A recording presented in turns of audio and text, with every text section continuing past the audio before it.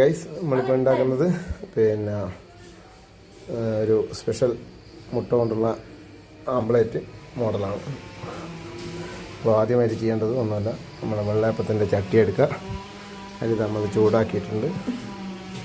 നമ്മൾ ആദ്യമായിട്ട് ഇതിങ്ങനെ എടുത്തിട്ട് 3 സൈഡ് ഇങ്ങനെ ആയി കൊടുക്കുക. അതിനുശേഷം മുട്ട ബുൾസൈ ചെയ്യുമ്പോഴാക്കിയിട്ട് ജസ്റ്റ് പൊട്ടിച്ചിട്ട്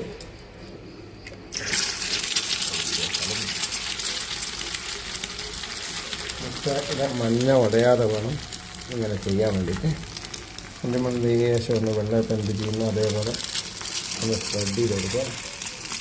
മുട്ട മഞ്ഞ ലേശം ഉടഞ്ഞിട്ടുണ്ട്, അതുകൊണ്ട് കുഴപ്പമില്ല. എന്നാലും മുട്ട മഞ്ഞ ഉടഞ്ഞില്ലെങ്കിൽ നല്ല ഗംഭീരമായിട്ട് നമുക്ക് ഒന്നുകൂടെ ഒരു കാണാൻ നല്ല രസമുണ്ടാവും. ഓക്കെ, അതിൻ്റെ മുകളിൽ നമ്മൾ ലേശം ഉപ്പ് ബുൾസൈക്കെല്ലാം ചെയ്യുമ്പോൾ കുറച്ചൊരു നല്ല ഉപ്പ് ഇങ്ങനെ ഇട്ട് കൊടുക്കുക. പിന്നെ പെപ്പർ ഇടാൻ താല്പര്യമുള്ളവർക്ക് പെപ്പർ ഇടാം. പക്ഷേ ഒരു കളർഫുള്ളാവാൻ വേണ്ടിയിട്ട് ഞാൻ ഇതിൽ ഉപയോഗിക്കുന്ന റെഡ് ചില്ലിയാണ്, കാശ്മീരി റെഡ് ചില്ലി. ലേശം ഇത് ഓക്കെ, ഒരു കളർഫുള്ളാവാൻ വേണ്ടിയിട്ട് മാറും. ഇങ്ങനെ ഒരു മിനിറ്റ് ഒന്ന് മൂടി വെച്ചിട്ട് എടുത്തിരിക്കുകയാണ്. എടുത്തതിന് ശേഷം നമ്മൾ ഇതിനൊന്ന് മറിച്ചിടുകയാണ്.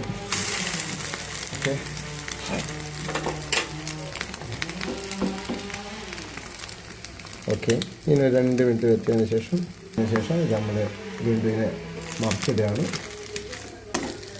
നമ്മുടെ സ്പെഷ്യൽ മുട്ടപ്പം റെഡിയാണ്. ഇതിന് ഞാനിപ്പോൾ പേരാണ് മുട്ടപ്പം. അപ്പോൾ ഈ മുട്ടയപ്പത്തിന് കാണാൻ തന്നെ എന്തൊരു ഭംഗിയാണ്. നമ്മളൊരു എന്താ പറയുക, സ്പെഷ്യൽ ഡിഷായിട്ട് ഇത് നമുക്ക്. അപ്പോൾ ഗൈസ്, ഇതാണ് നമ്മൾ ഉണ്ടാക്കിയിട്ട് മുട്ടപ്പം. ഇതിനെന്താ ചെയ്യാന്ന് വെച്ചാൽ, നമ്മുടെ ഈ ബ്രെഡൊക്കെ ബന്നൊക്കെ ഇല്ലേ, മസാല ബന്നൊക്കെ, അതൊക്കെ മുറിക്കും പോലെ നൈസായിട്ട് മുറിക്കുക. ഓക്കെ, അതായത് നമ്മൾ ബ്രേക്ക്ഫാസ്റ്റിൽ ബ്രെഡിൻ്റെ കൂടെ നമ്മൾ ഉപയോഗിക്കുകയാണ്. ബ്രെഡിൻ്റെ കൂടെ ആകുമ്പോൾ 2 ബ്രെഡ് അപ്പുറം ഇപ്പുറം വെച്ചൊന്ന് ചൂടാക്കിയിട്ട് ഉപയോഗിക്കാം. അല്ലെങ്കിൽ നമുക്കിങ്ങനെ കോണ് കട്ട് ചെയ്തിട്ട് കുട്ടികൾക്കൊക്കെ അങ്ങനെ കഴിക്കാനായിരിക്കും ഇഷ്ടം. നമ്മുടെ കൽത്തപ്പമൊക്കെ കട്ട് ചെയ്യുന്ന ഇതിൽ കട്ട് ചെയ്തിട്ട് കൊടുക്കാം. ഓക്കെ,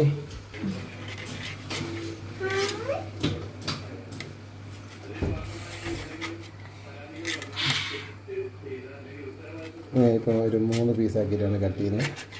ഓക്കെ, ഇതും അതേപോലെ നമ്മൾ 3 പീസാക്കി കട്ട് ചെയ്യാണ്.